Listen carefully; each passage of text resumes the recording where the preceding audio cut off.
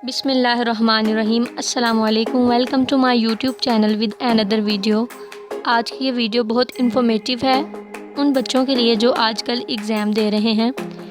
First year second year matric के तो बच्चों ने पेपर दे लिए, लेकिन जो देना चाह रहे हैं उनके लिए बहुत ही इन्फॉर्मेटिव वीडियो है। आज मैं इस वीडियो में उन गलतियों के बारे में बताऊँगी जो बहुत ही कॉमन मिस्टेक्स हैं, लेकिन अगर वो आप मिस्टेक कर देते हैं तो वो बहुत बड़ी गलतियाँ आपके लिए बन जाती हैं। इसलिए आज की वीडियो आप ज़रूर देखिएगा और इसको एंड तक देखिएगा। सबसे पहली मिस्टेक ये है कि जब बच्चों को रोल नंबर स्लिप मिलती है तो आंसर शीट जब उनको दी जाती है तो उसमें लिखना होता है जी रोल नंबर लफ्ज़ों में लिखें, रोल नंबर इन वर्ड्स।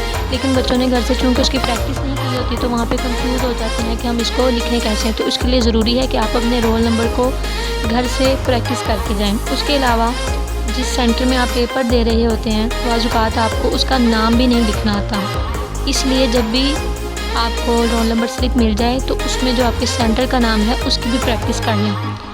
उसके बाद जो आंसर शीट पे दूसरी गलती करते हैं बच्चे अमूमी तौर पर, वो ये है कि उनको समझ नहीं आती पर्चा में क्या लिखना है और ग्रुप में क्या लिखना है। तो फॉर एग्ज़ाम्पल आप फर्स्ट ईयर के पेपर दे रहे हैं तो आप पर्चा में लिखेंगे 1, और अगर आप सेकंड ईयर के पेपर दे रहे हैं तो आप लिखेंगे पर्चा 2। फिर आता है जी ग्रुप। आमतौर पर जो पेपर होते हैं वो फ़र्स्ट टाइम और सेकंड टाइम यानी मॉर्निंग में और इवनिंग में होते हैं। तो जो बच्चे मॉर्निंग में पेपर देंगे वो ग्रुप 1 लिखेंगे और जो इवनिंग में पेपर देंगे वो ग्रुप 2 लिखेंगे। ये है जी सबसे पहली मिस्टेक जो कि आंसर शीट को लेकर बच्चे एग्जामिनेशन हॉल में बैठे ही सबसे पहली गलती करते हैं। उसके बाद दूसरी गलती ये है कि जब अपने ज्योमेट्री बॉक्स तैयार करते हैं तो उसमें इंक रिमूव और पेंसिल को भी लेके चले जाते हैं। जब आप आंसर शीट देखते हैं तो सबसे पहले पेज पे ही लिखा होता है कि आपको इंक रिमूव या पेंसिल वगैरह इस्तेमाल करने की कतई इजाज़त नहीं है, लेकिन फिर भी बच्चियाँ जो हैं वो इंक रिमूव को एग्जामिनेशन हॉल में ले जाती हैं और ना चाहते हुए भी जब कोई गलती उनसे हो जाती है तो उसका इस्तेमाल करना ज़रूरी समझ बैठते हैं और उसको इस्तेमाल कर लेती हैं। एग्जामिनेशन हॉल में जो आंसर शीट दी जाती है उसके पेजेस ऐसे होते हैं कि अगर आप उन पे इंक रिमूव का इस्तेमाल करेंगे तो वो पेपर चूँकि बंद के चले जाते हैं तो कुछ दिनों के बाद प्रॉपर तरीके से वाज़ेह होना शुरू हो जाता है कि आया इस तालिब इल्म ने इंक रिमूव का यूज़ किया था। तो प्लीज़ इंक रिमूव यूज़ मत कीजिए और ना पेंसिल का इस्तेमाल करें। और जो आप बबल्स फिल कर रहे हैं उसको पहले साइडों से कवर कर लें और फिर उसके अंदर फिल करना शुरू करें। उसके बाद जो तीसरी गलती है वो है जी बच्चे जो हैं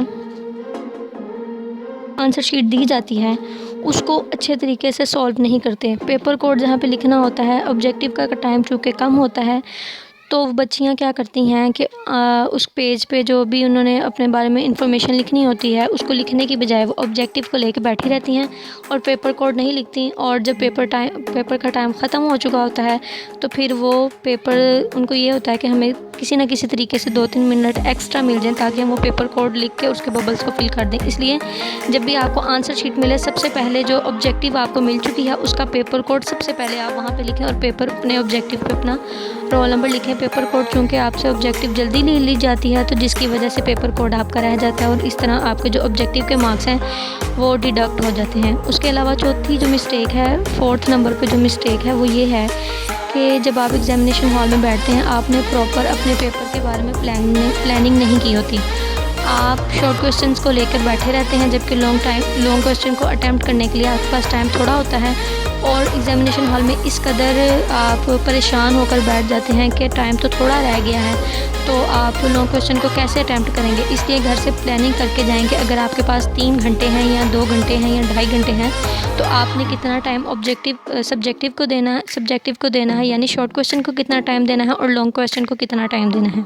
जो सबसे बड़ी मिस्टेक्स है वो ये है कि जब आपको क्वेश्चन पेपर दिया जाता है आप उसको सारा पढ़ना शुरू कर देते हैं। उससे ये क्या मुश्किलात आपके लिए पैदा हो सकती हैं कि आपको जो चीज़ नहीं आती आप उसको लेकर बैठे रहते हैं कि ये पेपर में ये सवालात आए हैं, ये तो हमें आते ही नहीं और अगर हम इनको नहीं करेंगे तो पता नहीं हमारे मार्क्स नहीं आएंगे और हम फेल हो जाएंगे। तो इसलिए ज़रूरी है कि जब आप पेपर का किसी एक पोर्शन को फिल करना शुरू करते हैं यानी शॉर्ट क्वेश्चन कर रहे हैं तो सबसे पहले शॉर्ट क्वेश्चन को पढ़ के और उसको अटैम्प्ट करना शुरू करें।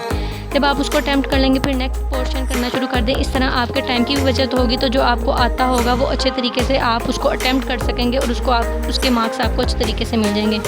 फिर लास्ट पे जब आप क्वेश्चन सारे अटैम्प्ट कर लें फिर आप जो क्वेश्चन आपको नहीं आते आप उनके बारे में सोचना शुरू करें। कुछ ना कुछ आपको इस तरह का आपके माइंड में आना शुरू हो जाएगा, जिससे आप पेपर को अटैम्प्ट कर सकेंगे। देखा गया है कि बच्चियाँ जो उनको नहीं आता उसको लेके बैठ के परेशान होती रहती हैं, जिससे उनका टाइम भी बहुत ज़ाया हो जाता है और वो पेपर में टेंशन के मारे कंफ्यूज होकर बैठी रहती हैं कि ये पेपर हमें नहीं आ रहा होता, और इधर उधर देखती रहती हैं, जिससे उनका टाइम भी बहुत सा ज़ाया हो जाता है।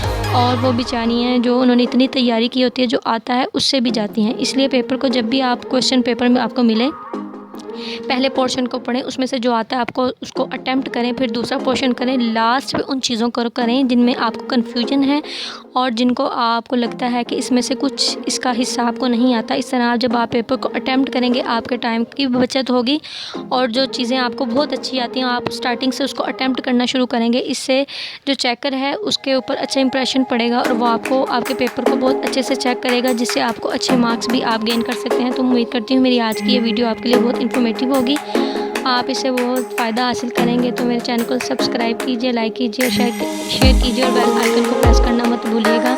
मिलते हैं एक अगली इन्फॉर्मेटिव वीडियो के साथ, तब तक के लिए अल्लाह हाफिज़। Thanks for watching, best of luck for your exams. अल्लाह हाफिज़।